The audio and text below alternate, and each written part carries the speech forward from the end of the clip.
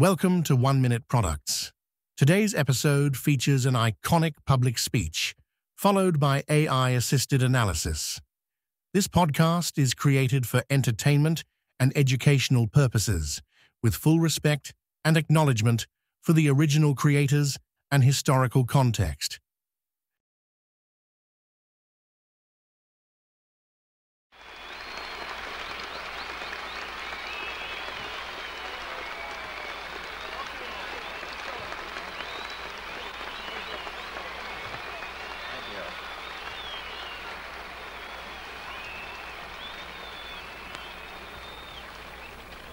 President Pitzer, Mr. Vice President, Governor, Congressman Thomas, Senator Wiley and Congressman Miller, Mr. Webb, Mr. Bell, scientists, distinguished guests, ladies and gentlemen.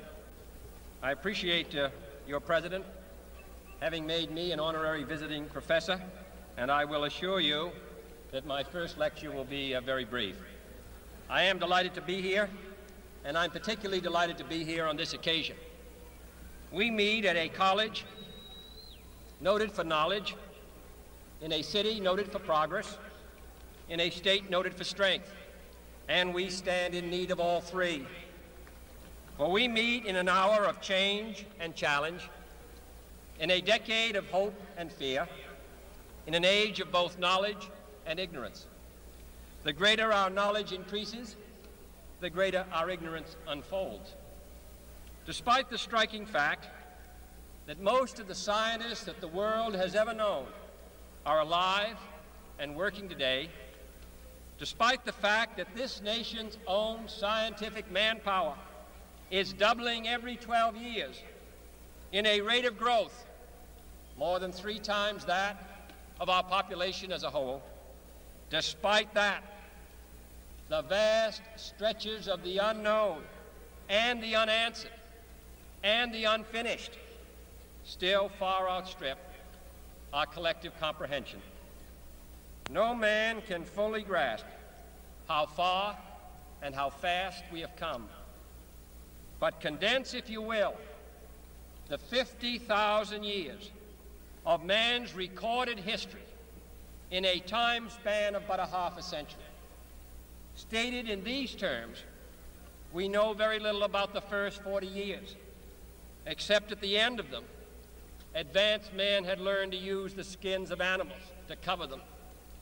Then about 10 years ago, under this standard, man emerged from his caves to construct other kinds of shelter. Only 5 years ago, man learned to write and use a cart with wheels. Christianity began less than 2 years ago. The printing press came this year. And then less than 2 months ago, during this whole 50-year span of human history, the steam engine provided a new source of power.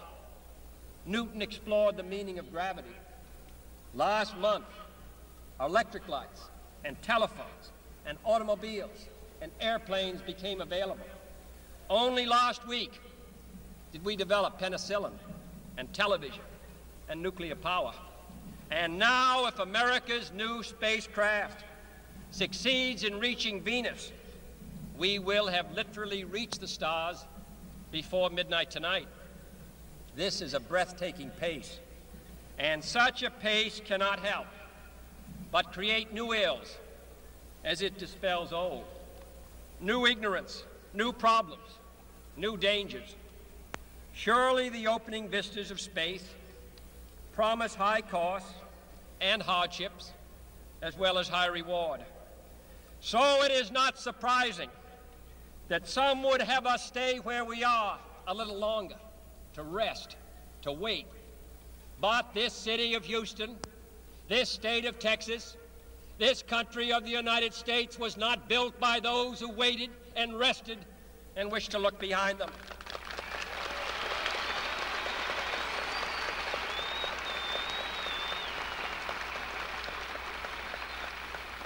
This country was conquered by those who move forward, and so will space.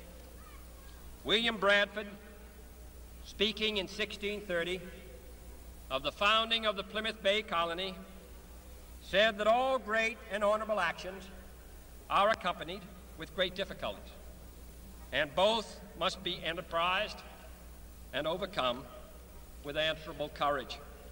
If this capsule history of our progress teaches us anything, it is that man in his quest for knowledge and progress is determined and cannot be deterred. The exploration of space will go ahead, whether we join in it or not. And it is one of the great adventures of all time. And no nation which expects to be the leader of other nations can expect to stay behind in this race for space. Those who came before us made certain that this country rode the first waves of the Industrial Revolution, the first waves of modern invention, and the first wave of nuclear power. And this generation does not intend to founder in the backwash of the coming age of space. We mean to be a part of it. We mean to lead it.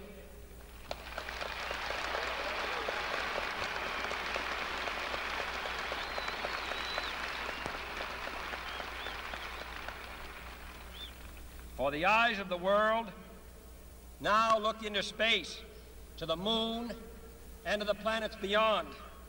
And we have vowed that we shall not see it governed by a hostile flag of conquest, but by a banner of freedom and peace.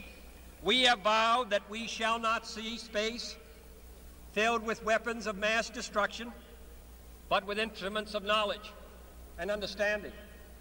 Yet the vows of this nation can only be fulfilled if we in this nation are first, and therefore we intend to be first.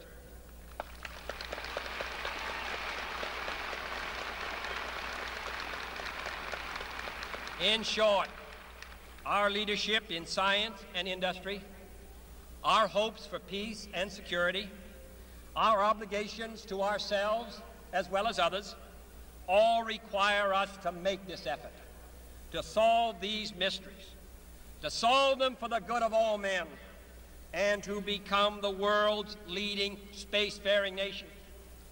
We set sail on this new sea because there is new knowledge to be gained and new rights to be won, and they must be won and used for the progress of all people. For space science, like nuclear science and all technology, has no conscience of its own. Whether it will become a force for good or ill depends on man. And only if the United States occupies a position of preeminence can we help decide whether this new ocean will be a sea of peace or a new terrifying theater of war. I do not say that we should or will go unprotected against the hostile misuse of space any more than we go unprotected against the hostile use of land or sea. But I do say that space can be explored and mastered without feeding the fires of war, without repeating the mistakes that man has made in extending his writ around this globe of ours. There is no strife, no prejudice, no national conflict in outer space as yet.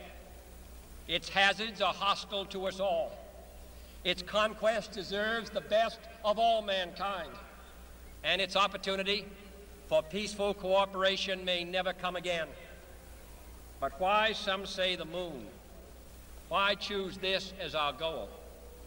And they may well ask, why climb the highest mountain?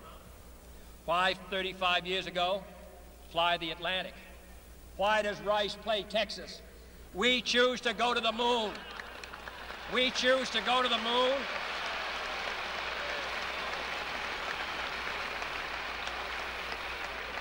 We choose to go to the moon in this decade and do the other things, not because they are easy, but because they are hard.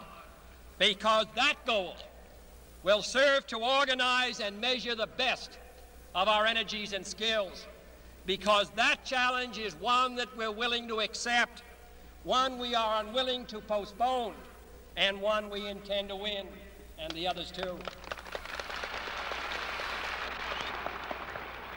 It is for these reasons that I regard the decision last year to shift our efforts in space from low to high gear as among the most important decisions that will be made during my incumbency in the office of the presidency.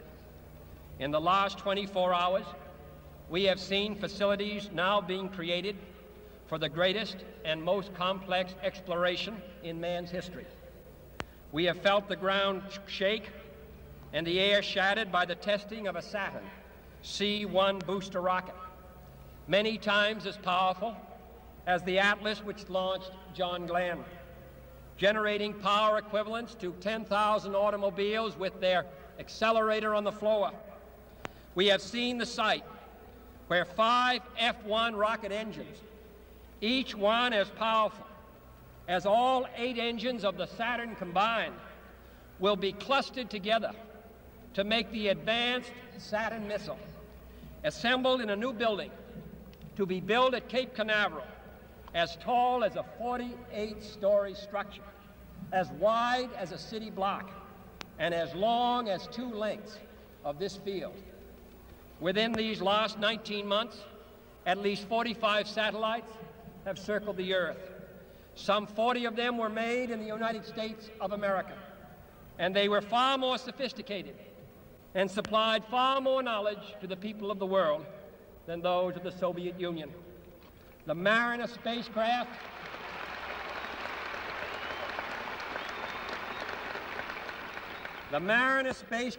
now on its way to Venus is the most intricate instrument in the history of space science.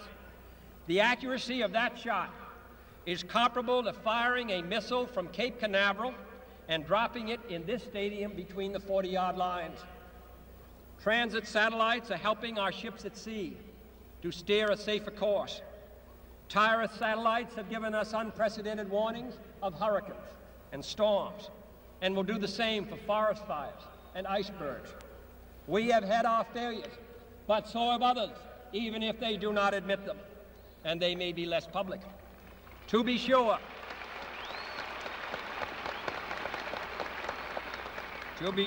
we are behind, and will be behind for some time, in manned flight. But we do not intend to stay behind, and in this decade we shall make up and move ahead.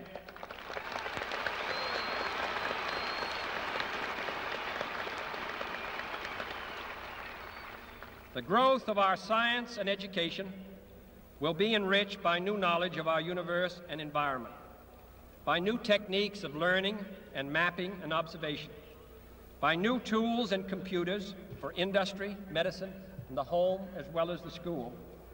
Technical institutions such as Rice will reap the harvest of these gains. And finally, the space effort itself, while still in its infancy, has already created a great number of new companies and tens and thousands of new jobs. Space and related industries are generating new demands in investment and skilled personnel, and this city and this state and this region will share greatly in this growth.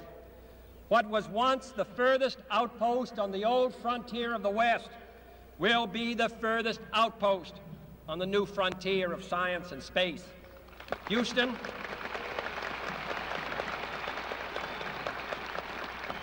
your city of Houston, with its manned spacecraft center, will become the heart of a large scientific and engineering community. During the next 5 years, the National Aeronautic and Space Administration expects to double the number of scientists and engineers in this area, to increase its outlays for salaries and expenses to $60 million a year, to invest some $200 million in plant and laboratory facilities, and to direct or contract for new space efforts over $1 billion from this center in this city. To be sure, all this costs us all a good deal of money. This year's space budget is 3 times what it was in January 1961, and it is greater than the space budget of the previous 8 years combined.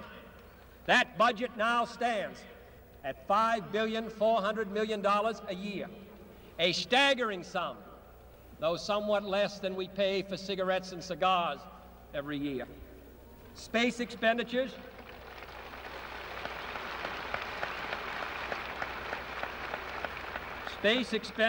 will soon rise some more, from 40 cents per person per week to more than 50 cents a week for every man, woman, and child in the United States.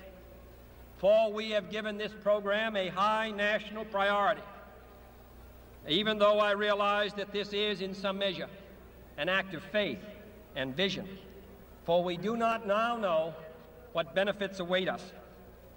But if I were to say, my fellow citizens, that we shall send to the moon 240,000 miles away from the control station in Houston a giant rocket more than 300 feet tall, the length of this football field, made of new metal alloys, some of which have not yet been invented, capable of standing heat and stresses several times more than have ever been experienced, fitted together with a precision better than the finest watch, carrying all the equipment needed for propulsion, guidance, control, communications, food, and survival, on an untried mission to an unknown celestial body, and then return it safely to Earth, re-entering the atmosphere at speeds of over 25,000 miles per hour, causing heat about half that on the temperature of the sun, almost as hot as it is here today,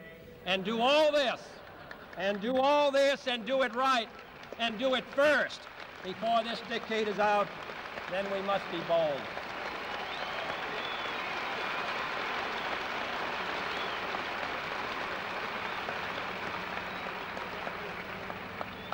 I'm the one who's doing all the work, so we just want you to stay cool for a minute. However, I think we're going to do it. And I think that we must pay what needs to be paid. I don't think we ought to waste any money, but I think we ought to do the job. And this will be done in the decade of the 60s. It may be done while some of you are still here at school at this college and university. It will be done during the terms of office of some of the people who sit here on this platform. But it will be done. And it will be done before the end of this decade.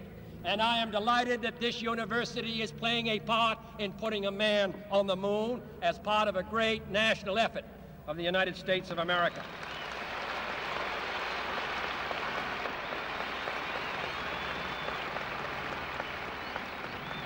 Many years ago, the great British explorer George Mallory, who was to die on Mount Everest, was asked why did he want to climb it. He said, because it is there. Well, space is there, and we're going to climb it. And the moon and the planets are there. And new hopes for knowledge and peace are there. And therefore, as we set sail, we ask God's blessing on the most hazardous and dangerous and greatest adventure on which man has ever embarked. Thank you.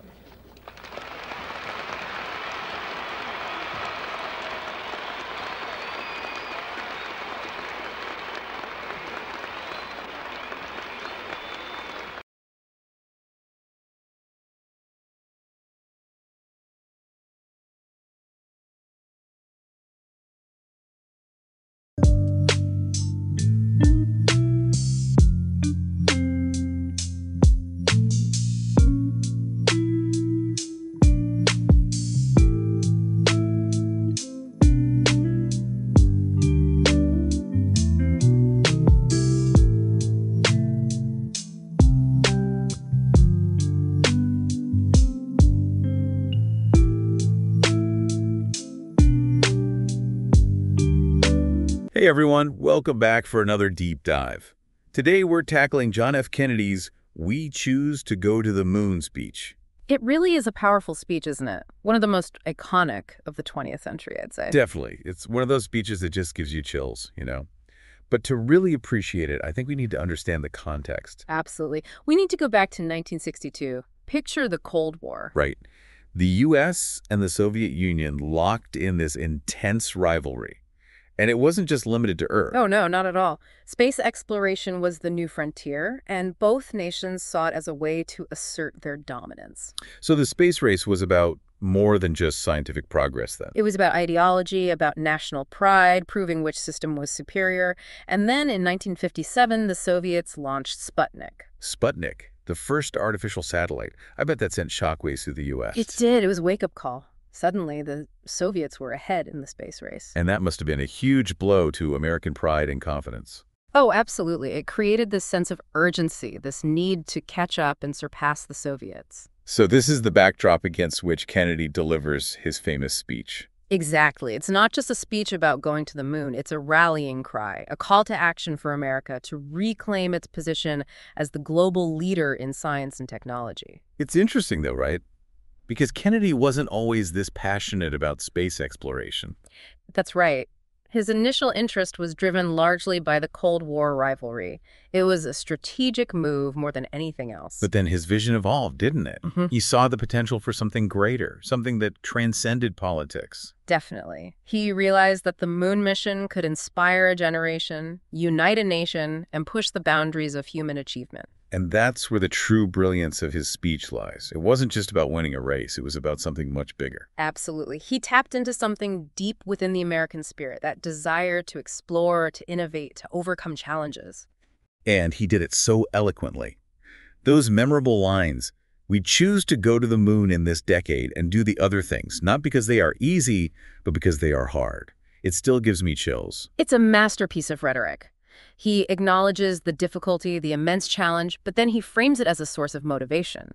It's like he's saying, we're Americans, and we don't back down from a challenge. We rise to the occasion. And he inspired a nation to do just that, to dream big, to push beyond what was thought possible, to reach for the stars. And that's what they did. They set their sights on the moon, and they achieved what many thought was impossible. And in doing so, they sparked a technological revolution that transformed the world. Think about the advancements in computing, material science, rocketry. It's incredible to think about the ripple effects of that one speech, that one mission. It's a testament to the power of vision, the power of human ingenuity, and the enduring legacy of John F. Kennedy. Those advancements, it's really mind-blowing when you start to dig into them. It is, right. What about the Saturn V rocket, for example? I mean, that thing was a beast. It was an absolute marvel of engineering, that's for sure. But building a rocket that powerful, that tall, it came with its own set of challenges. I can imagine. Just controlling it during launch must have been a nightmare. Well, absolutely. They had to come up with entirely new systems for guidance and navigation, and for propulsion too, all while making sure the astronauts were safe. Talk about pressure. And then there's the whole challenge of actually landing on the moon. How did they even guide the spacecraft to a specific spot with the moon moving and all? Well, that's where the Apollo guidance computer comes in. They developed this incredible computer specifically for the mission. It was pretty revolutionary for its time. It had to be, right? Yeah. Calculating trajectories, adjusting for the moon's gravity, making sure the lunar module landed exactly where it was supposed to. And all with less computing power than a modern-day smartphone. It's mind-boggling when you think about it. It really is. Yeah. And what about the lunar module itself? It had to be light enough to take off from the moon, but strong enough to handle space, right? Exactly. That was a whole other set of engineering hurdles. They had to use new materials and designs, think about temperature extremes, radiation shielding, you name it. It's remarkable what they achieved with the technology they had. It really is a true testament to the ingenuity and dedication of those engineers and scientists. Absolutely. But it wasn't just about the technical challenges, there was the human element too. Oh, for sure. Think about those astronauts strapped into a tiny capsule, hurtling through space, millions of miles from home. With the weight of the world on their shoulders, Yeah. the psychological pressure must have been immense. You bet. They were venturing into the unknown, facing dangers no human had ever encountered. They had to be ready for anything, Yeah, physically and mentally. absolutely. Mhm. NASA had to develop rigorous training programs, simulations, psychological evaluations, the whole 9 yards. They needed astronauts who could stay calm under pressure, think on their feet, work together as a team in the most extreme and isolating environment imaginable. It was a testament to the human spirit, to our ability to adapt and overcome. And that brings us back to the legacy of the moon landing. Right. It was about so much more than just planting a flag on the moon. It showed what humans can accomplish when they set their minds to something. It was a turning point in history, Proof that we can achieve the seemingly impossible if we dare to dream big and work together towards a common goal. A legacy that continues to inspire today, wouldn't you say? Without a doubt. And the Well, impact goes far beyond science and technology. it does. It's about the human spirit, our innate desire to explore, to discover, to push the boundaries of what we know. It's about the power of collective effort, of humanity coming together to achieve something truly extraordinary. And that, I think, is the enduring relevance of JFK's speech. Yeah, it wasn't just about going to the moon. It was a timeless message about human ambition, perseverance, the pursuit of greatness.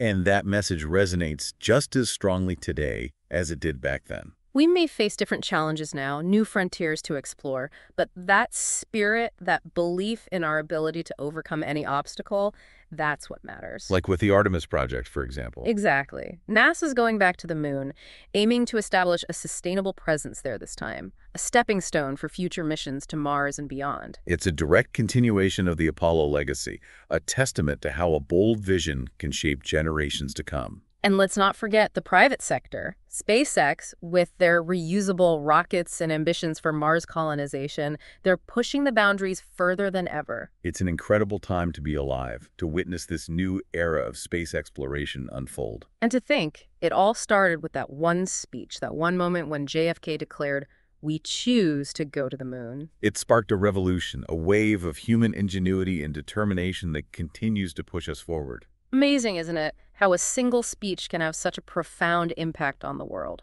A testament to the power of words, the power of vision, and the enduring legacy of John F. Kennedy. But, not everyone was on board with the Apollo program back then. Right. There were definitely some who felt the money could have been better spent on problems here on Earth, like poverty or hunger. It's a debate that's still going on today. How do we balance our desire to explore the cosmos with the needs of our own planet? Yeah, it's a tough question, isn't it? Where do we draw the line? It is, but I think it's important to remember that space exploration often leads to unexpected benefits here on Earth, too. Like all those technologies we were talking about earlier. Yeah. GPS, satellite communication, medical imaging. None of that would exist without the space program. Exactly. And it's not just about the technology. Think about the inspiration, the way the Apollo program captured the imagination of the entire world. So many people, especially young people, were inspired to pursue careers in science and engineering because of it. Right. It showed them what was possible, what humans were capable of achieving. It sparked a whole new generation of innovators and problem solvers. And that's something we desperately need, especially today, with all the challenges facing our world. Absolutely. We need people who are curious, who are willing to push boundaries, who believe in the power of human ingenuity to solve problems. So, in a way, space exploration isn't just about escaping Earth's problems. It's about finding solutions, about pushing ourselves to be better, to think bigger. It's about expanding our horizons, literally and figuratively. And who knows what we might discover along the way. Like JFK said, we choose to go to the moon and do the other things, not because they are easy, but because they are hard. It's about embracing the challenge, right? Knowing that it's in those difficult moments that we truly grow, that we learn and achieve great things. And there's something really inspiring about that, I think. There is. It's about realizing that our potential as humans is limitless, that we can achieve anything we set our minds to if we're willing to work hard and never give up. And that brings us back to the enduring legacy of JFK's speech. That message of hope, of ambition, of pushing beyond what we think is possible, it's something that continues to resonate with people today. And I think it will continue to inspire generations to come. I agree. It's a reminder that we're all part of something bigger than ourselves, that we have the power to shape the future, to create a better world for ourselves and for generations to come. Well said. And on that note, I think it's time to wrap up our deep dive. It's been a fascinating journey, exploring the context, the challenges, and the enduring legacy of JFK's iconic speech. Thank you all for joining us. And until next time, keep exploring, keep dreaming, and never stop reaching for the stars.